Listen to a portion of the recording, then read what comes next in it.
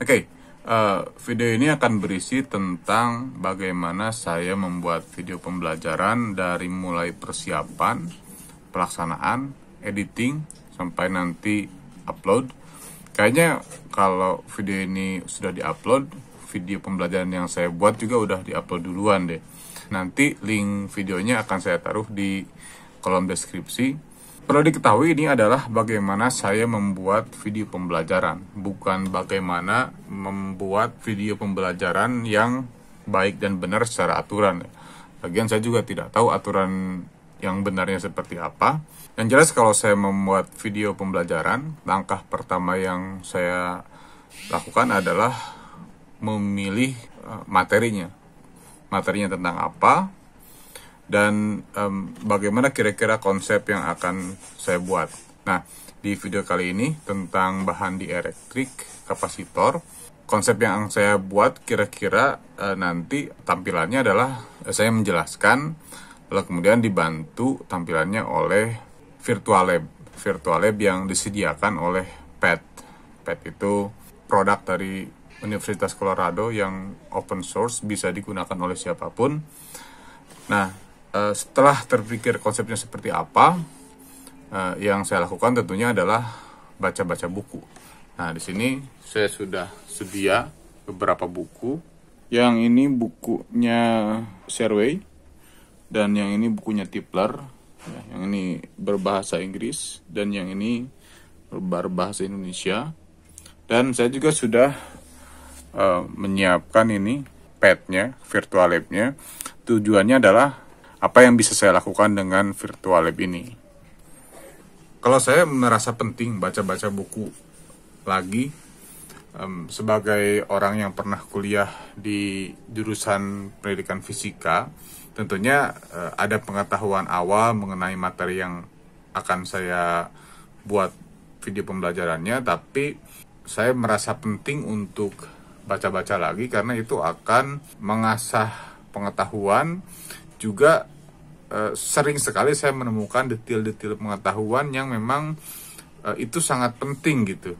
Nanti kesemuanya itu dari buku-buku yang saya baca itu akan saya tuangkan di orat-oret ya, di buku notebook seperti inilah. Sehingga nanti notebook inilah, buku oret-oret inilah yang akan saya gunakan panduan ketika saya di depan kamera. Jadi memang beberapa video belakangan ini saya tidak menggunakan naskah lengkap secara keseluruhan karena saya merasa ternyata dengan menggunakan naskah secara keseluruhan saya jadi lebih kaku di depan kamera karena kata-kata yang harus saya ucapkan sudah saya tulis.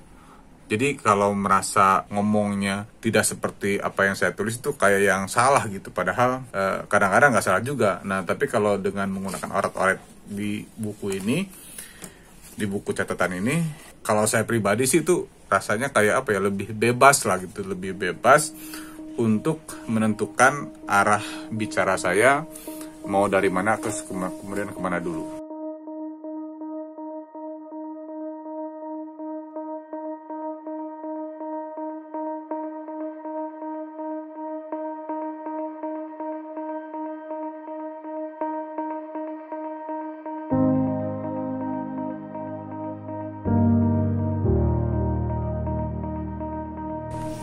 Oke, orat-orat yang saya buat waktu itu udah jadi kayak gini.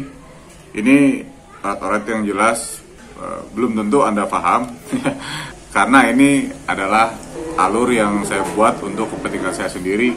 Dari video waktu itu yang saya buat orat-orat ini di kamar sampai hari ini, jedanya cukup lama ya. Waktu itu hari Jumat, sekarang hari Kamis, jadi sudah 7 hari. Lama itu bukan karena si orat-orat itu susah atau karena apa, ya karena memang jadi konten kreator adalah bukan pekerjaan utama saya. Ada beberapa hal yang harus saya kerjakan, dan bikin video di YouTube itu adalah waktu sisa lah, bisa dibilang begitu. Begitupun di rumah ada yang harus saya urus, ada anak-anak ya dan lainnya. Sehingga dikerjakan hari ini ada keperluan, pasti pekerjaan untuk YouTube ini saya tinggalkan dulu ya, dan baru kerjakan lagi waktu hari kemarin, mungkin pagi-pagi kalau nggak salah. Ya, dan ini rencana juga sebenarnya buat videonya tadi malam, tapi nggak jadi karena satu anak saya yang paling kecil susah tidur. Saya bantu untuk apa sih, PPND itu apa ya, diklonin ya. Nah, pada akhirnya ya kan kalau ngelonin gitu ya, yang dikloninnya tidur, yang ngeloninnya juga tidur ya. Ya akhirnya nggak jadi deh karena ketiduran. Nah, rencananya malam ini saya membuat videonya, semoga jadi kita ketemu nanti malam.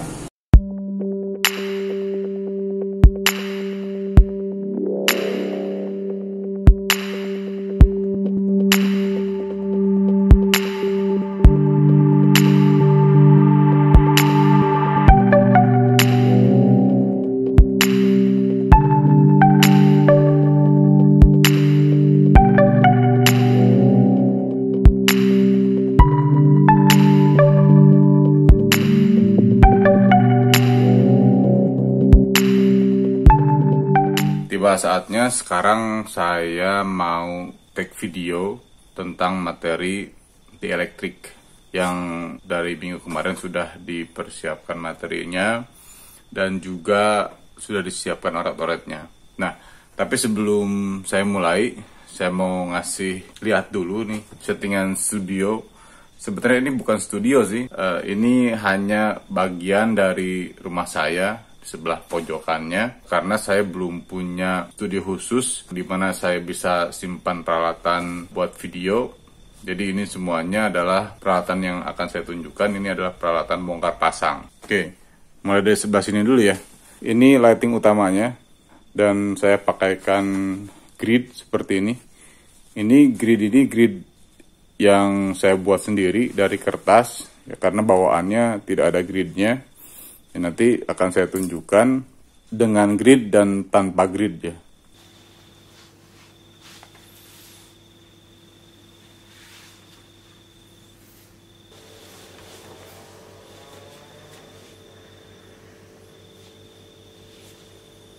Nah, kalau kalian belum punya softbox seperti ini, saya juga sebelumnya pakai softbox yang ala-ala ya, saya buat sendiri. Nah, lightingnya di sini saya pakai 3 lighting. Yang pertama yang ini sebagai cahaya utama. Kemudian di sini ada, nah, fill light ini dari ya lampu belajar biasa lah. Cuman saya kasih lampu di sini warna kuning dari Philips 6 watt. Ya, ini fungsi untuk fill light. Ini juga saya tunjukkan fungsi fill lightnya untuk memberikan warna supaya bayangan di muka sebelah kanan saya tidak terlalu hitam.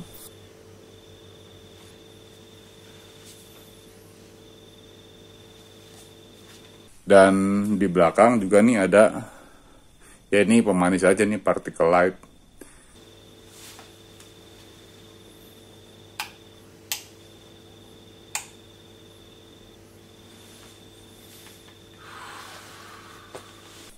Oh ya, saya duduk di sini nih. Nanti duduk di sini.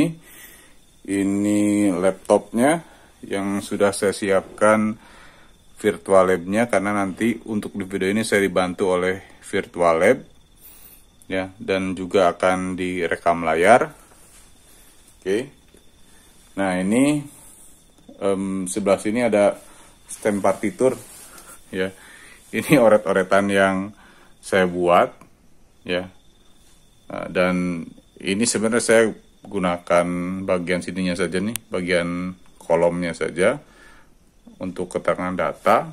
Dan ini kameranya, ini malu sebenarnya ini gantungan pakaian. Udahlah, gitu aja lah. Ya, ini juga kan karena bukan studio ya. Ini kameranya. Ya, saya udah sekitar 2 tahun ini pakai Canon yang EOS 750D ya. Nah, tapi sebelumnya saya juga kamera awalnya nggak pakai ini nih. Kamera awal saya itu pakai Samsung J1 dan kemudian Samsung J3, lalu kemudian baru beli ini. Ya, jadi banyak sekali video yang dibuat dengan kamera handphone. Oh ya, ini kamera ini dihubungkan dengan mic eksternal ya. Nah, ini Saya pakai mic eksternal dari Boya, clip on ya. Clip on dari Boya. Ini yang nanti saya jepitkan ke baju ya. Sebenarnya saya punya ini nih, punya Rode yang lebih oke. Cuman, nah ini kabel Rode-nya nih, biasanya simpan sini nih, bermasalah. Dan sekarang lagi pesen yang merek Vention, cuman belum datang. Jadi sementara nggak pakai ini dulu, ya. Di sementara pakai Boya dulu. Ini juga udah bagus nih kualitas suaranya. Cek 1 2 3 cek sound. Cek sound apakah terdengar dengan baik? Cek sound cek. Dari semua settingan tadi, kalau Anda mau memulai membuat video pembelajaran, tidak usah punya semuanya tentunya, disesuaikan dengan yang kalian miliki saat ini. Ya seperti tadi ya, sebelum pakai lightingnya ini, saya juga pakai lighting yang saya buat dari kardus.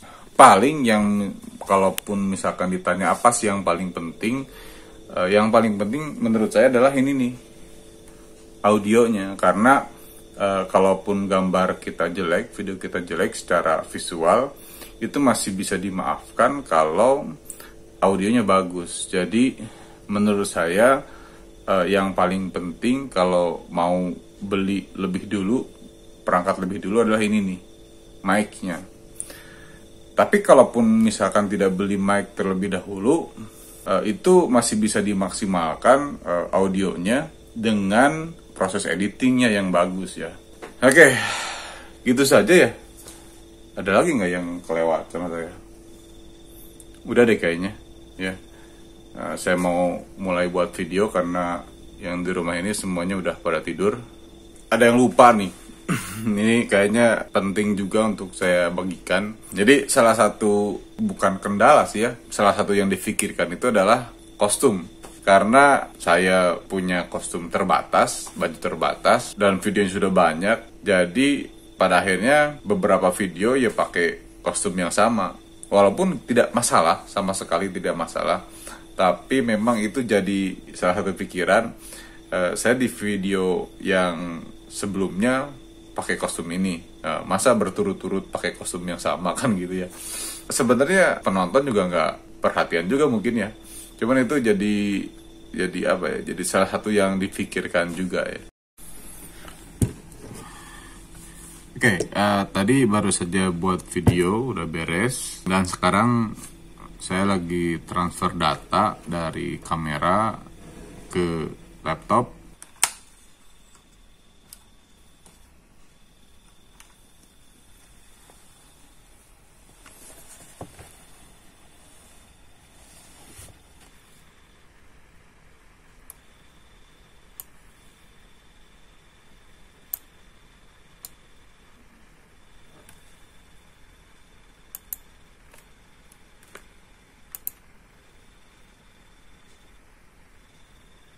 Dan juga rendering dari tadi hasil screen record atau rekam layar.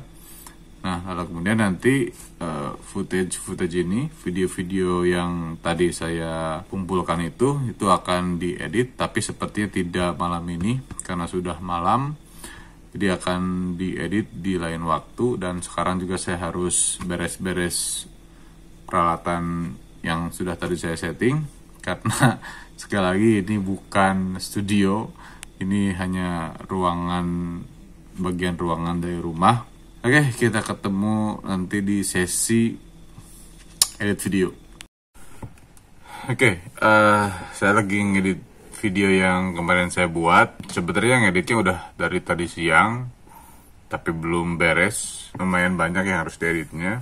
Jadi dari hasil kemarin buat video, saya menghasilkan yang saya import dari kartu memori kamera itu ada jadi 3 file. Karena kamera yang saya punya itu kalau dia videonya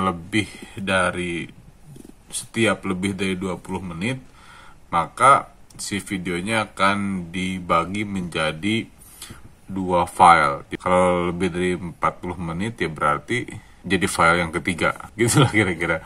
Jadi ya masih belum kamera yang kekinian lah. Saya juga ada footage yang dari rekam layar. Saya rekam layarnya pakai Camtasia, dan saya juga membuat tampilan dari PowerPoint, dan nanti PowerPoint itu saya ekstrak jadi video, dan ke semua footage-nya itu saya editnya menggunakan Adobe Premiere Pro.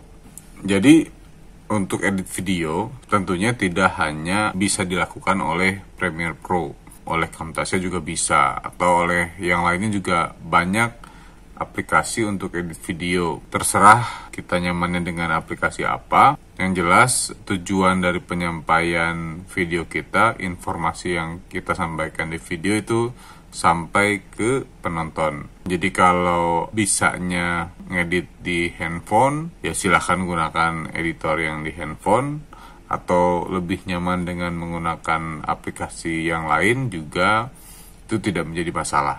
Oke, video yang kemarin sudah saya upload, jadi kalau dihitung-hitung waktu untuk saya mengerjakan dari mulai urat-oret yang tanggal 10 itu sampai kemarin tanggal 21, berarti butuh sekitar 11 hari ya pengerjaan. Jadi waktu yang tidak sebentar untuk membuat satu video. Ya sekali lagi saya bukan konten kreator yang menjadikan konten kreator itu belum jadi pekerjaan utama ya. Jadi banyak keganggu ini itulah. Tapi ya kalau Anda membuat video pembelajaran, sebenarnya manfaatnya lebih ke diri sendiri sih. Kalau saya manfaatnya kan si video pembelajaran itu akan saya gunakan untuk saya ngajar di kelas. Jadi kadang saya tidak terlalu memikirkan views-nya besar atau kecil, karena memang tujuan utamanya adalah manfaatnya untuk saya sendiri gitu. Awalnya saya mengira bahwa kalau kita punya konten video pembelajaran itu di YouTube nggak terlalu laku. Tapi ternyata saya salah ya. Ada beberapa channel yang memang dia konsep pokoknya adalah video pembelajaran, tapi views-nya bisa banyak banget ya. Yang channel kalau tidak salah itu Veritasium, penontonnya banyak, dan dia intinya sih jelasin fisika. Ya, jadi video pembelajaran atau video apapun itu, agar banyak views, memang yang sangat berpengaruh itu adalah menurut saya sekarang, nggak tahu kalau misalkan saya punya masukan atau informasi baru lagi, yang paling utama itu adalah cara menyampaikan materi yang sama, konsep yang sama, disampaikan dengan cara yang berbeda, orang yang berbeda, kemungkinan besar hasilnya akan berbeda. Saya pun bukan konten kreator yang ahli atau konten kreator yang punya skill banyak. Saya hanya mulai membuat video, dan setelah videonya jadi dipublish di YouTube, ya selanjutnya ya sudah. Saya akan menggunakan video pembelajaran itu untuk di kelas saya. Kalau ada yang memang merasa diberikan manfaat, alhamdulillah, berarti video saya bisa memberikan manfaat untuk lebih banyak orang lagi. Terima kasih. Assalamualaikum warahmatullahi wabarakatuh.